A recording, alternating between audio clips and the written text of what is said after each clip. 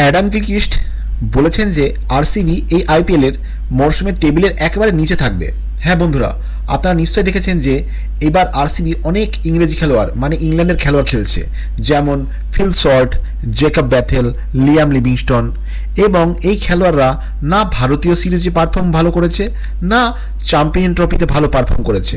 তাই একটি পডকাস্টের সময় অ্যাডাম গিলক্রিস্ট আরসিবির বিরুদ্ধে একটি মজার মন্তব্য করে বলেন, আমার মনে হয় আরসিবি একদম লাস্টে অবস্থান করবে।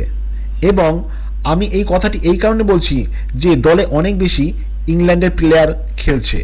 তিনি আরও বলেন, বিরাটের বিরুদ্ধে আমার কিছুই নেই, তার ভক্তদের বিরুদ্ধে আমার কোনো অভিযোগ নেই, আমি ভক্তের কাছে ক্ষমা চাইছি, কিন্তু আপনাদের আরসিবি নিয়োগকারীদের সঙ্গে কথা বলা উচিত। ভাই, তিনি খুব বড় একটি মন্তব্য করেছেন। এ বিষয়ে আপনার মতামত কি? আমাকে অবশ্যই কমেন্ট করে জানাবেন।